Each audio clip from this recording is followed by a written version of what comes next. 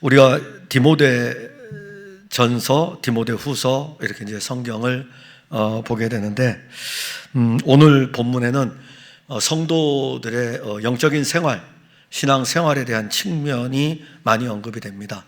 많이 언급이 되고, 특히 바울이 디모데에게 편지를 쓰는 내용이고, 이 내용은 앞으로 이제 에베소 교회에서 목회를 지금 하고 있고, 에베소 교회에서 목양을 할 때에 양떼들을 어떻게 가르쳐야 되고, 그런데 이것은 또 디모데만 받는 게 아니라 에베소 교회 성도들도 이 말씀을 또 받을 수밖에 없습니다. 근데 이제 2장에 와서 그러므로라고 하면서 사실 앞에 부분에서 영적인 싸움을 우리가 끊임없이 해야 될 것에 대해서 언급합니다.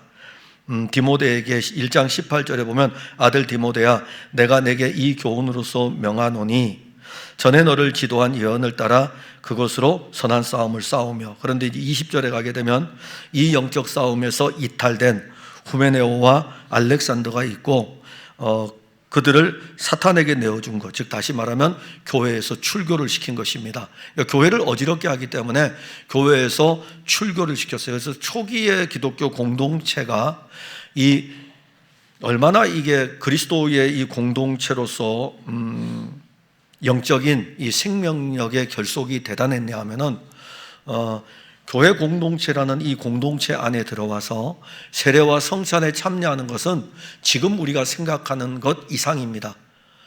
비록 숫자는 적을지라도 이 공동체 안에 있다는 이 자체가 그들에게는 구원의 공동체 안에 있다는 것이었어요.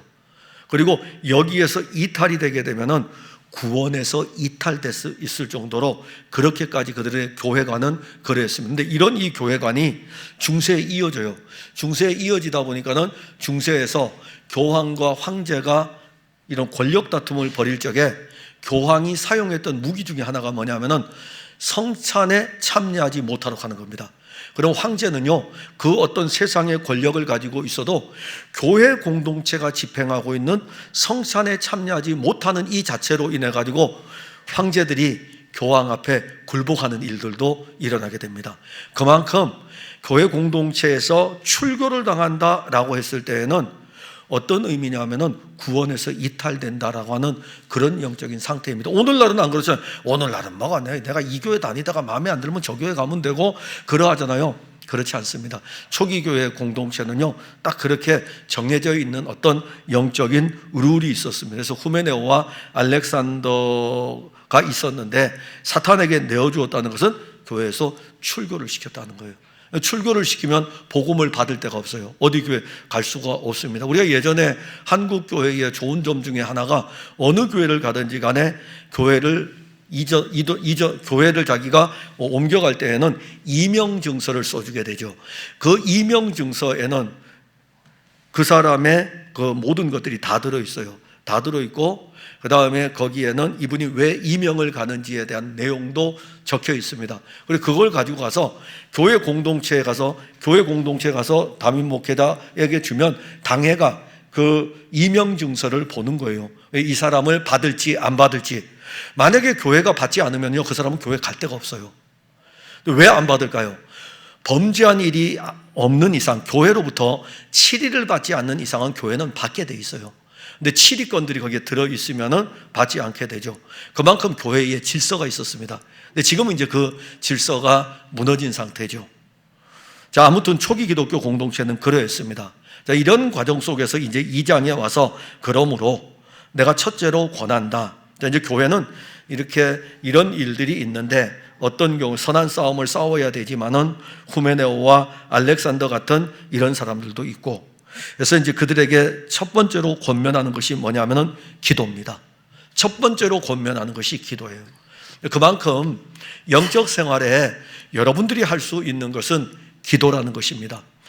역으로 이야기하면은 말씀을 가르치는 이 일에는 사도들과 그 다음에 교회의 공교에서 세워진 지도자들을 통해 가지고 말씀을 볼 수가 있습니다. 말씀을 받을 수 있어요. 물론 여러분들 나름대로 만인 제사장이기 때문에 만인 제사장일 뿐만이 아니라 또한 선지자적 요소도 가지고 있기 때문에 여러분들 스스로가 말씀을 볼 수도 있지만은 한 몸의 교회 공동체를 세워갈 때에 사실 이 말씀을 선포하는 역할을 맡은 자들이 있고, 근데 이제 모두가 공통적으로 가질 수 있는 게 뭐냐면은 기도라는 것입니다.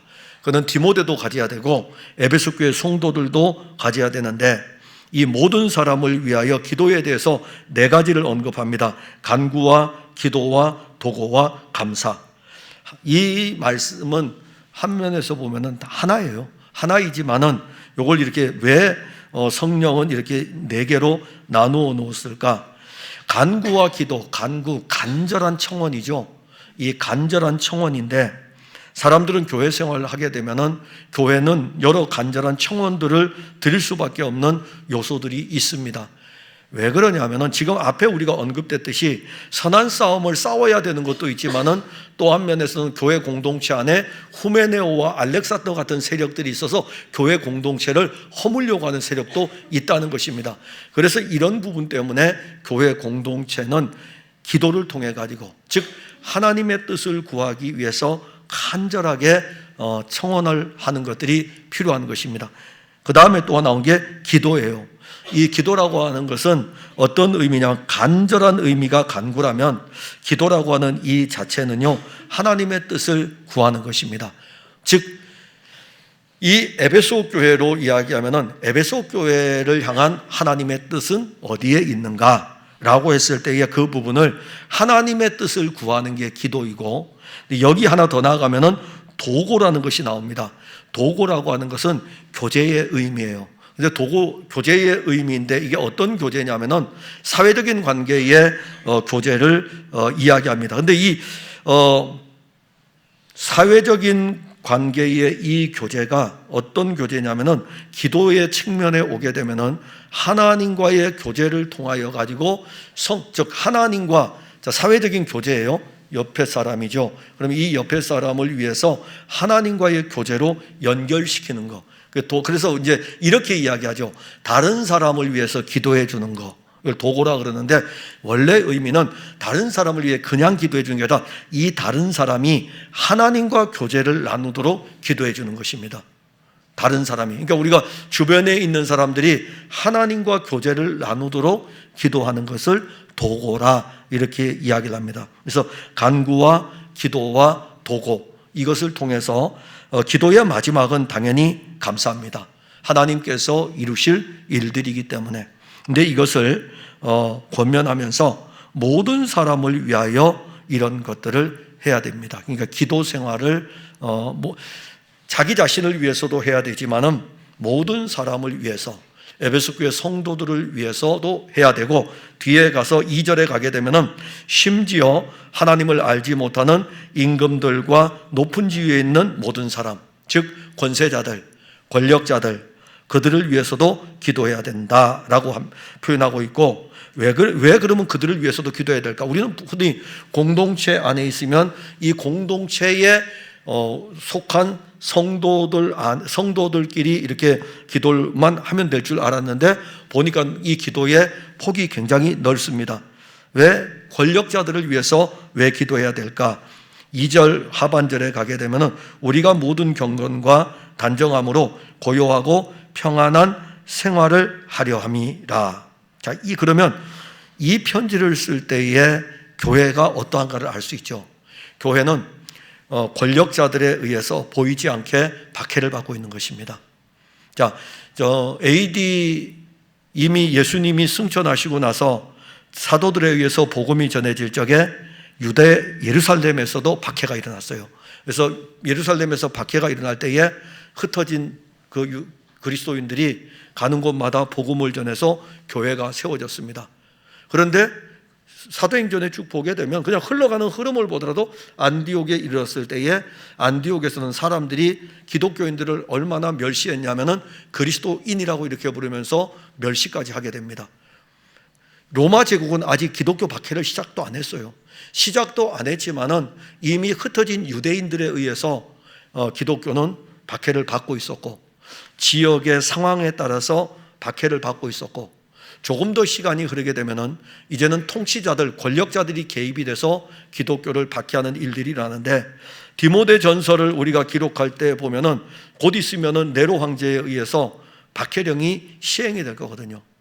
그럼에도 불구하고 오늘 본문에 우리가 경건하고 단정한 신앙생활을 할 수 있도록, 평안한 신앙생활을 할 수 있도록 이 통치권자들을 위해서 기도해야 된다라고 말씀합니다. 자, 그러면 에베소 교회가 이 편지를 받았어요. 이 편지를 가지고 이제는 권력자들을 위해서, 임금들을 위해서 기도할 거 아닙니까? 그냥 여러분들이 단순하게 보시면 돼요.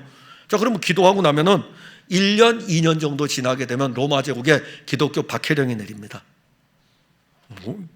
아니, 기도하라고 해서 기도해서 평안한 신앙생활을 할 줄 알았더니 오히려 로마 제국에는 네로 황제에 의해서 기독교 박해령이 내려요.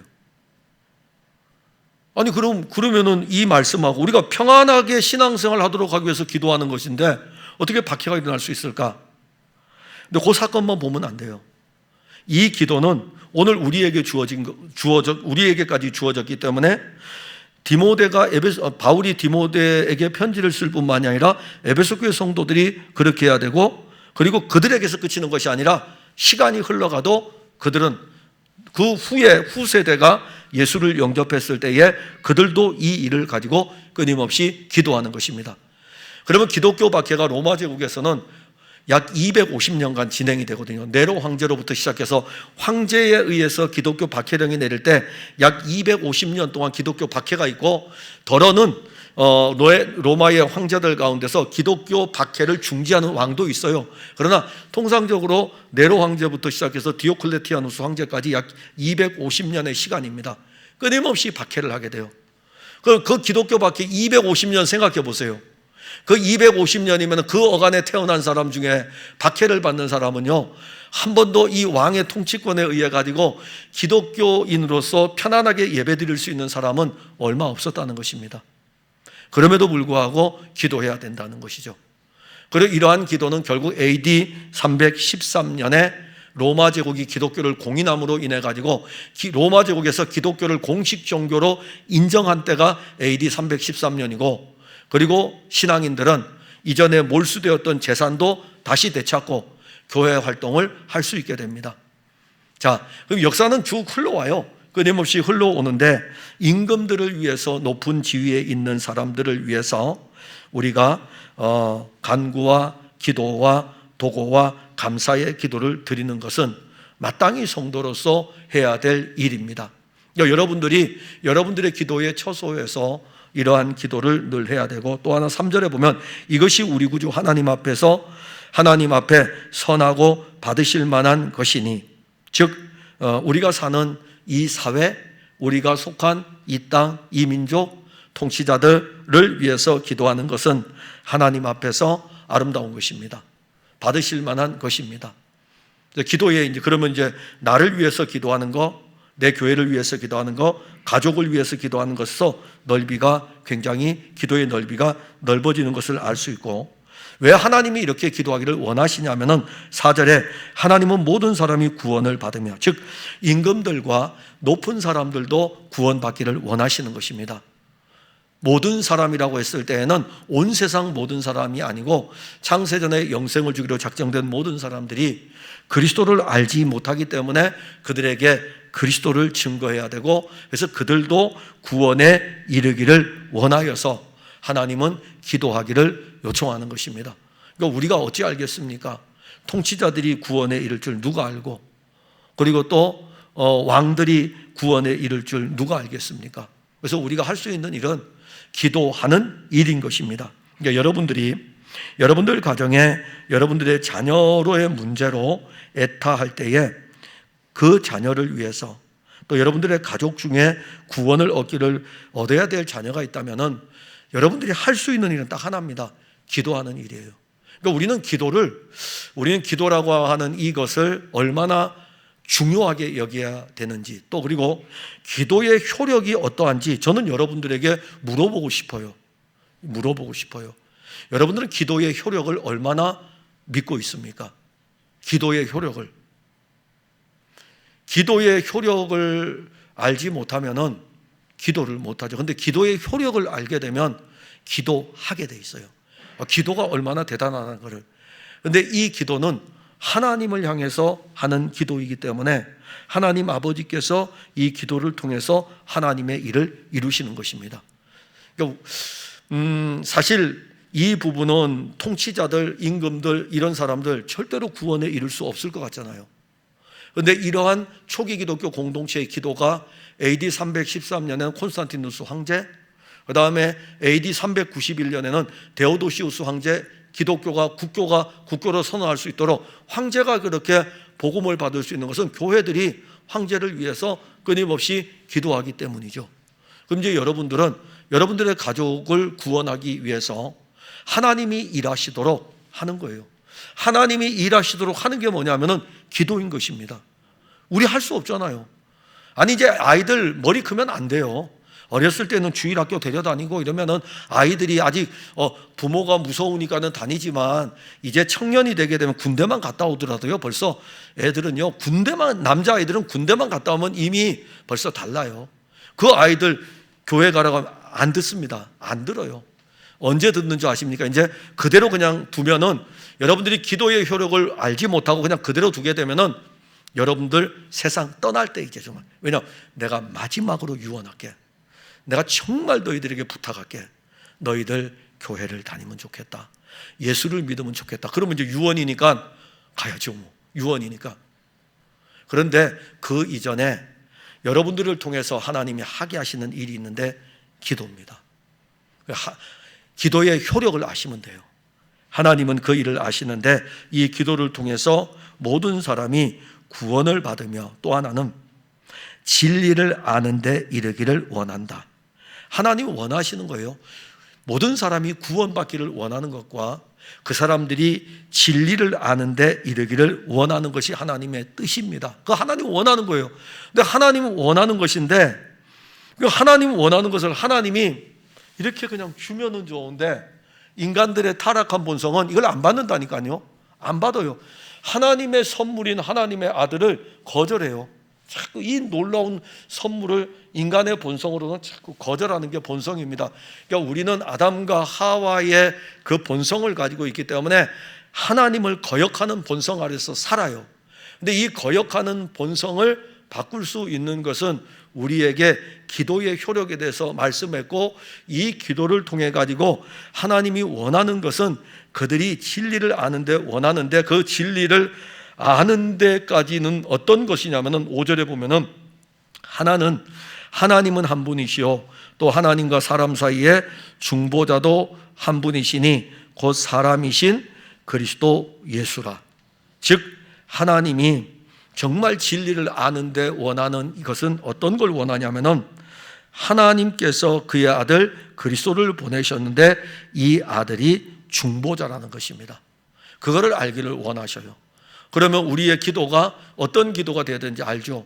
단순하게 우리의 가족이라든가 우리의 친척이라든가 아니 우리 주변의 사람이라든가 기도를 할 때에 저 사람이 잘 되기를 원하고 사회에서 이렇게 되기를 원하고, 그러니까 일반적으로 나타나는 어떤 사회적인 삶에 대해서 기도하는 것이 아니라 그 사람이 중보자를 알기를 원하는 것.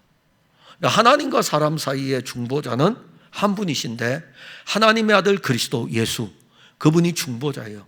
그래서 우리의 가족의 식구가, 우리의 자녀가, 나를 아는 사람들이 중보자이신 예수 그리스도를 아는 것은 진리를 알아가는 것입니다.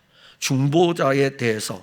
그 다음에 하나님은 한 분이시요 또 하나님과 사람 사이의 중보자도 한 분이신데 그분이 예수신데, 6절에 보면 그가 모든 사람을 위하여 자기를 대속물로 주셨다. 이걸 또 알게 하는 거죠.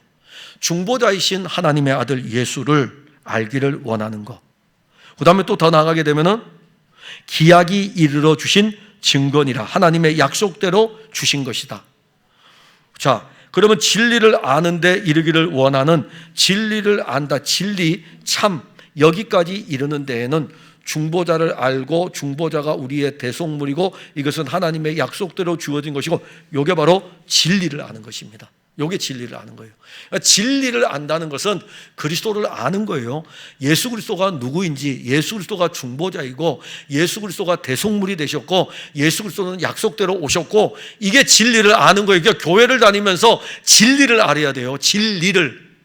교회 다니면서 교회의 어떤 것들을 아는 게 아니라 진리이신 참이신 그리스도를 아는 것이 중요합니다. 그래서 바울은 이 부분에 대해서 7절에 이를 위하여, 그러니까 이 부분에 대해서 진리를 아는 데 이르기를 위해서 기도할 뿐만이 아니라 자기는 이 일을 위해서 전파하는 자다. 자, 전파한다는 것은 뭐냐면은 이 진리를 알도록 하기 위해서 그 진리를 전파하는 거예요. 성경을 여러분들이 읽다 보면은요, 계속 이렇게 읽으면은 앞뒤 이렇게 쭉 읽어가다 보면은 계속 연결이 돼요. 진리이신 그리스도가 계속 연결이 됩니다.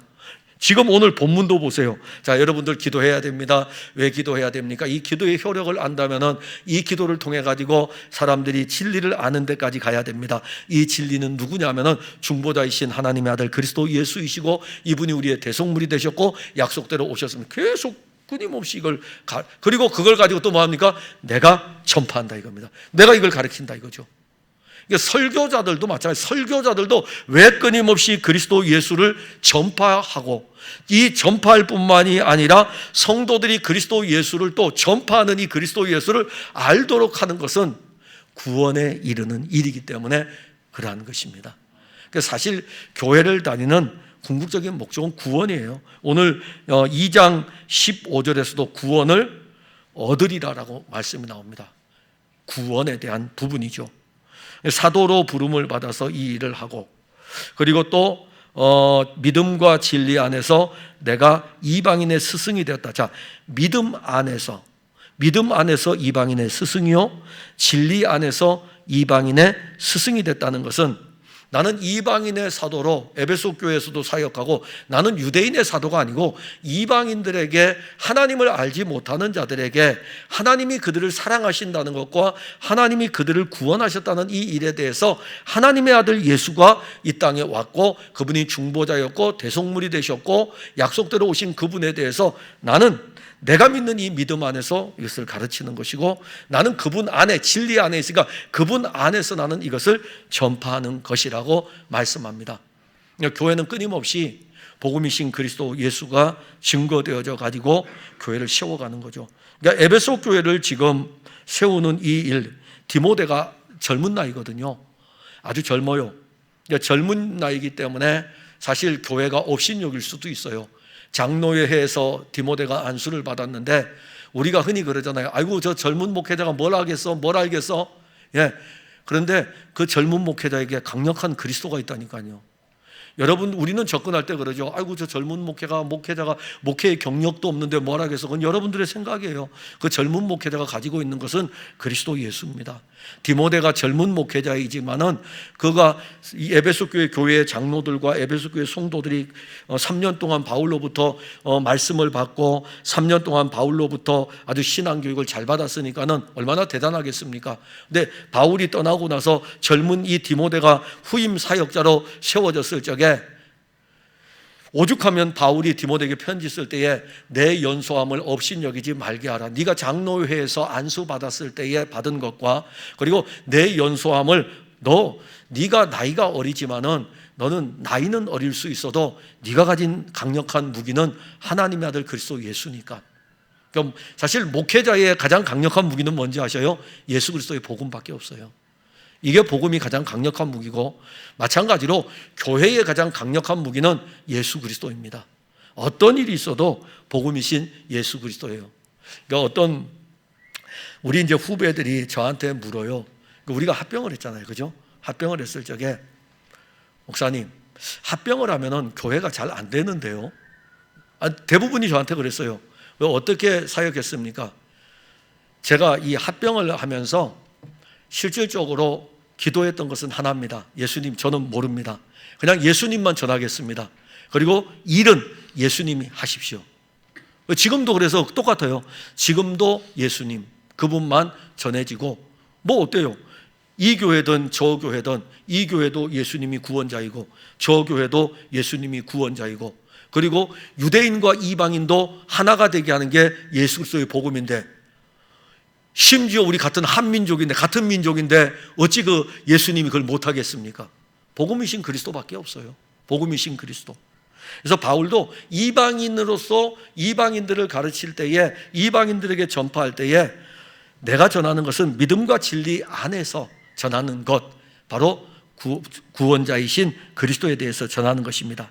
자, 그리고 이제 8절에 가게 되면, 자, 그렇게 전할지라도 어떤 문제가 일어날까요? 그러므로 각처에서 남자들이 분노와 다툼이 없이, 이걸 우리가 잘 살펴봐야 돼요. 이것이 써 있다는 것은 어떤 의미죠? 교회 공동체 안에 분노와 다툼이 일어난다는 것입니다. 에베소 교회만이 아니에요. 고린도 전서를 보게 되면 고린도 교회는 더 많은 문제들이 있습니다. 근데 고린도 교회만 문제 있을까요? 아니에요. 갈라디아 교회 보내는 편지를 보면 갈라디아 교회는 세상의 헛된 철학을 따라가고 있어요. 갈라디아 교회도 문제가 있어요. 골로새 교회는요. 골로새 교회도 문제가 있어요. 빌립보 교회는요. 빌립보 교회도 문제가 있어요. 데살로니가 교회는요. 데살로니가 교회도 문제가 있어요. 지구상의 교회는 다 문제가 있어요. 풍성한 교회도 문제가 있어요. 왜 없겠습니까? 어떤 교회든지 간에 다 문제가 있어요. 근데 문제가 있다고 해서 교회가 무너지는 건 아니에요. 교회의 머리는 예수님이시기 때문에. 교회는 서 있어요. 근데 교회는 또 문제가 있어요. 근데 그 문제를 교회는 또 풀어가야 돼요.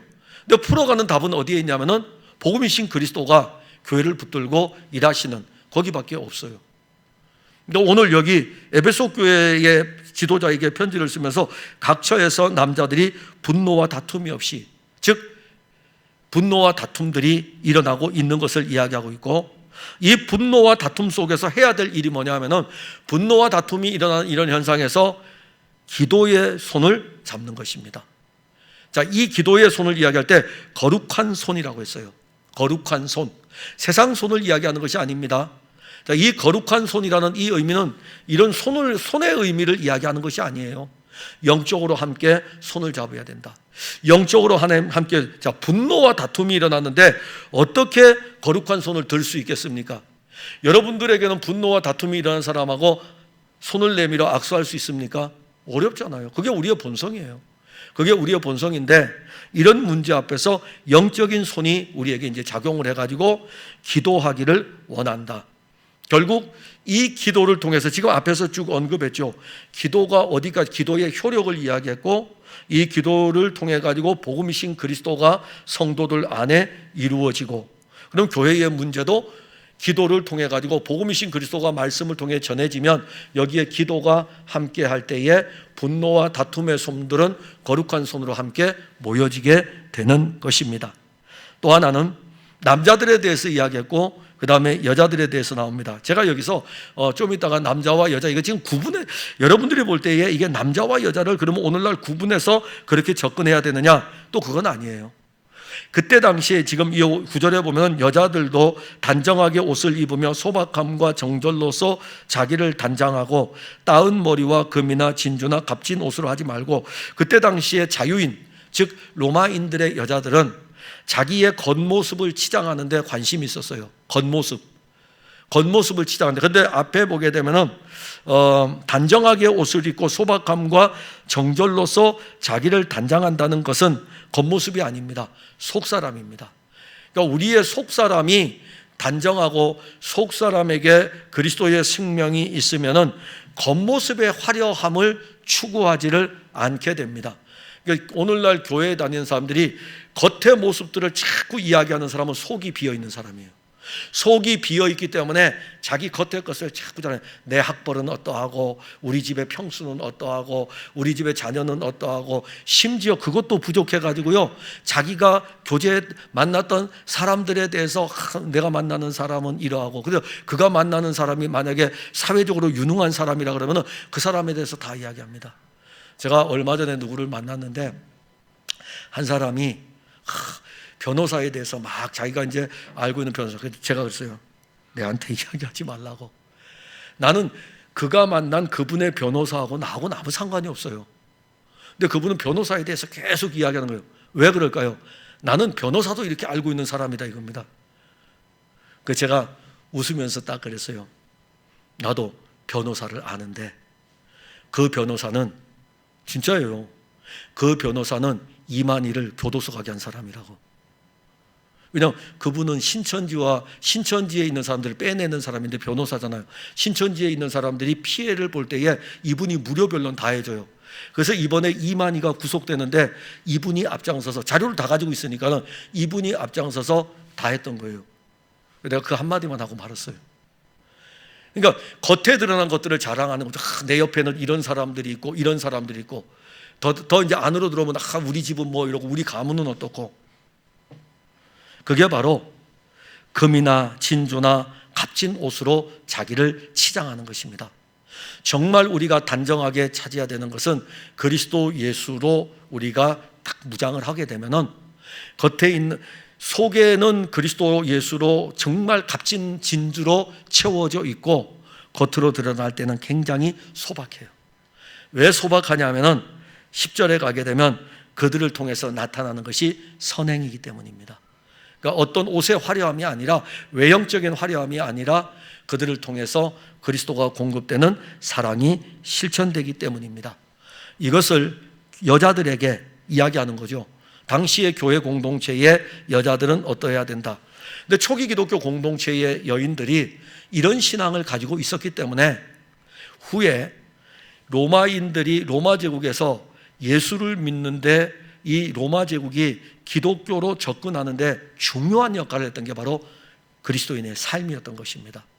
그들의 삶을 통해서, 자, 세상을 자랑하게 되면은 로마인들 앞에서 세상 자랑하면요 어리석은 거예요. 로마인들은 이 자기들의 이 자유를 상징하는 이 토르라고 하는, 이 토가라고 하는 이 옷을 이렇게 몇 메터, 6m, 8m 되는 걸 이렇게 팔에 걸쳐 얼마나 뽐내며 자랑합니까?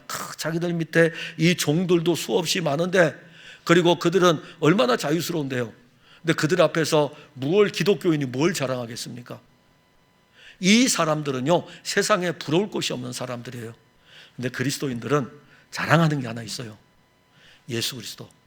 그뿐만 아니라 이 로마 제국의 사람들은 이 땅의 세상의 모든 부귀와 영화에 대해서 자랑한다면 그리스도인들은 내세에 대해서, 하나님의 나라에 대해서 자랑합니다. 얼마나 어리석게 보일까요? 얼마나 어리석게 보일까요? 그런데 그냥 그 사체로 보면 어리석지만은 그들의 삶이 그러했던 것입니다. 자, 여러분들 천국이 있다는 것을 아시죠? 여러분들이 예수를 믿으면 천국 가는 것도 알고 있죠. 그런데 여러분들 모이면 땅에 있는 것만 이야기해요. 로마인들이 볼 때에는 한심한 거죠. 아니, 천국이 있다고 하면서 땅에 있는 것에 관심을 두는 거예요. 그러나 당시의 그리스도인들은 그렇지 않았습니다. 천국이 있다면 그들의 관심은 저기였어요. 땅은 소용이 없는 거예요. 그게 바로 신앙인의 강력한 무기였던 것입니다. 그러니 무엇을 할 수 있을까요? 내 것을 다 주어도 나눌 수 있고 사랑할 수 있었던 것입니다. 11절에 가면은 여자는 일체 순종함으로 조용히 배우라. 12절에 여자가 가르치는 것과 남자를 주관하는 것을 허락하지 아니하노니 오직 조용할지니라. 이는 아담이 먼저 지음을 받고 하와가 그 후며 아담이 속은 것이 아니고 여자가 속아 죄에 빠졌습니다. 근데 이것을 그냥 문자 그대로 가지고 와가지고 교회 안에 와서 여자는 잠잠해야 됩니다. 남자와 여자는 다릅니다. 그렇기 때문에 여자는 교회에서 신앙생활할 때 조용히 배워야 됩니다. 정말 이 편지를 쓸 때에 당시의 초기 기독교에 여자들의 지도자급의 여자들이 없었을까요? 아니요, 있었어요.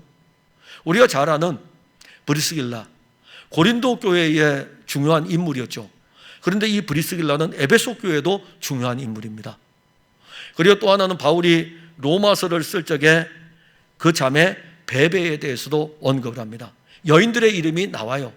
자, 성경에는 여인들의 이름들이 언급이 되고 여인들의 이름들이 교회에서 중요한 역할을 하게 됩니다. 그럼 왜 이런 부분들을 기록을 했을까요? 사실 어떤 면에서 보게 되면은 실질적으로 에베소 교회에서 일어날 수 있는 문제이기도 해요. 1차적으로는 디모데가 사역을 할 때에 여자 성도들의 어떤 문제점들을 보면서 짚기도 하지만은 우리에게는 이 여성 성향도 있고 남성 성향도 있고 다 가지고 있어요. 그러니까 그 말은 무슨 말이냐면은 우리에게 있어서 여성 성향을 가지면은 유혹에 넘어지기 쉽고 범죄하기 쉽고 엎어지기 쉬워요. 그 우리에게 있어요. 그러면 우리에게는 무엇이 강해야 되냐면은 남성성이 강해야 돼요. 근데 우리에게 있는 이 남성성은 사실 복음이신 그리스도가 강하면은 유혹도 받지 않고 미혹도 받지 않습니다. 그러니까 교회 공동체에서 이 부분의 문제는 사실 오늘날도 교단들마다 해석하는 방법들이 다 달라요. 그만큼 이 부분은 중요한 문제입니다. 심지어 이것을 확대 해석해 가면 어디까지 가냐면 여자 목사에 대한 부분까지도 언급할 정도로 확대하면 그렇게 갑니다. 근데 여러분들은 거기까지 가지 마시고 그냥 우리가 신앙생활할 때에 어떤 면에서 보게 되면은 여자는 일체 순종함으로 조용히 배우라라는 이 의미에서는 교회의 질서가 얼마나 중요한가를 알려주는 것입니다. 하나님께서는 당신의 아들 그리스도를 통해서 몸인 교회와 유기적인 생명의 관계를 주었어요. 그런데 이 생명의 관계를 통해서 교회의 일들을 펼쳐갈 때에는 조직이라는 질서도 주었습니다. 그래서 이 질서가 교회 안에 형성이 되어져야 됩니다. 그러면서 더 나아가서 정말 우리가 관심을 가져야 될 것은 15절입니다. 여자들이 만일 정숙함으로써 믿음과 사랑과 거룩함에 거하면 그의 해산함으로 구원을 얻으리라. 그러면 여자가 자녀를 낳으면 구원을 받습니까? 이게 그런 의미가 아니거든요. 그가 해산함으로 구원을 얻는다는 것은 믿음과 사랑과 거룩함에 거한다라는 이 말은 믿음의 주도 그리스도이고 사랑의 실제도 그리스도이고 거룩의 본체이신 그리스도이십니다. 그럼 믿음과 사랑과 거룩함에 거하라는 것은 쉽게 표현하면 그리스도 안에 거하면, 그리스도 안에 거하면 성도는요 해산을 하게 되거든요. 누구를 해산할 것 같습니까? 그리스도의 사랑을 해산하게 돼요. 그러니까 그리스도로 풍성한 사람은 그 사람에게서 그리스도가 끊임없이 나오게 됩니다. 자기가 구원받았다는 것이 증거가 되는 거죠. 성도가 그의 입에서 예수 그리스도가 끊임없이 해산되어서 나오는 것은 그 사람이 구원받은 증거예요. 근데 그 사람이 세속적인 증거는 또 있어요. 뭘까요? 끊임없이 구원받았음에도 불구하고 세상 이야기 많이 하는 사람은 여전히 세속에 물들어 있는 사람이에요. 그런데 그 입에서 그리스도에 대해서 끊임없이 언급이 되고 그리스도를 계속 증거하면은 그 사람이야말로 해산한 사람입니다. 그 사람은 그리스도로 구원 얻은 사람이기 때문에 그 입에서 예수 그리스도만이 끊임없이 공급이 되는 것입니다. 그러니까 교회는 지금 바울이 디모데에게 편지를 쓰면서 에베소 교회 목양에 대한 부분을 접근을 한 것이거든요. 그러니까 역으로 이야기하면 오늘 우리들이 이 말씀을 받으면서 우리들이 신앙생활은 어떤 측면에서 접근을 해야 되고 그리고 무엇을 받아야 되는가를 알게 돼요. 저는 여러분들이 복음이신 그리스도로 풍성하기를 원하고 그리고 이 복음이신 그리스도가 여러분들 안에서 또 일하기를 원합니다. 제가 성경을 가져올 때 이 성경을 가지고 오는 게 되게 힘들어요. 이 성경을 가지고 오면은 글자를 읽다 보면은 어떤 때는 빨간 걸로 동그라미 쳐놓고 어떤 때는 까만 걸로 같은 부분에 대해서 빨간 걸로 쳐놓을 때가 있고 그건 그때 읽을 때예요. 빨간 펜을 들고 있을 때. 그러다가 어느 때에 또 까만 걸로 쳐놓을 때가 있거든요. 그때는 까만 펜을 들고 있었을 때예요. 그리고 어떤 때는 파란 걸로 그러다 보니까 글자가요 이렇게 인쇄된 것이 이렇게 같이 묶여버려요. 묶여버리면은 내가라고 했을 때 이게 내간지 모를 정도로 서로 묶여버려요. 제가 이 말씀을 왜 드리냐면은 저도 이 말씀을 통해서 그리스도를 끊임없이 공급받아야 됩니다. 목회자도 끊임없이 공급받아야 되고 하물며 여러분들은 또 어떠하겠습니까? 여러분들도 복음이신 그리스도가 끊임없이 공급돼 가지고 여러분들의 신앙이 그 안에서 자라가면 남자와 여자가 무슨 관계가 있겠습니까? 예수님께서 말씀하시기를 남자도 아니고 여자도 아니고 주인도 아니고 종도 아니고 유대인도 아니고 이방인도 아니고 우리는 그리스도로 옷 입지 않았습니까? 그리스도로 옷 입었으니까는 우리에게서 그리스도가 자랑이 되고 그리고 그리스도가 자랑이 된다면 그리스도의 이름으로 기도하는 이 일들이 여러분들의 일상이어야 됩니다. 기도의 위력을 믿으셔야 돼요. 기도의 효력을 믿으셔야 됩니다.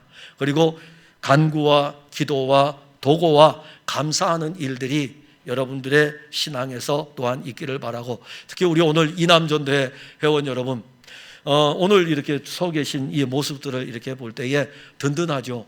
저하고 연배가 같은 분들이 이렇게 서서 저와 함께 그리스도의 몸인 교회를 위해서 이렇게 수고하는 이 모습을 볼 때에 정말 감사합니다. 여러분들의 기도가 이제는 필요할 때입니다. 그리고 여러분들 안에 있는 복음이 여러분들을 통해서 일하시는 것을 또한 믿으시고, 여러분들을 통해서 뿐만 아니라 우리 풍성하게 모든 성도들을 통해서 교회가 든든히 서가기를 바랍니다. 기도하겠습니다. 하나님, 은혜를 감사합니다. 우리 주 예수 그리스도의 은혜가 우리와 함께하며 오늘 우리는 바울이 디모데에게 기도에 대한 부분을 언급했고, 그리고 진리를 아는데, 이 진리를 아는 데까지 이를 때에 진리신 그리스도에 대해서, 그리스도가 하신 일에 대해서 언급했습니다. 그럼에도 불구하고 교회 공동체는 분노와 다툼이 일어날 수 있으나 우리에게 남성성과 여성성, 영적인 어떤 남성성과 여성성들이 다 해산의 일들을 통하여 가지고 복음이신 그리스도가 풍성하기를 진실로 원합니다. 특히 이 남전대원들에게 이 은혜를 더욱더 갑절이나 주시고, 모든 성도들도 이 은혜 아래서 그리스도의 몸인 교회를 세워가게 하옵소서. 예수님 이름으로 기도하옵나이다. 아멘.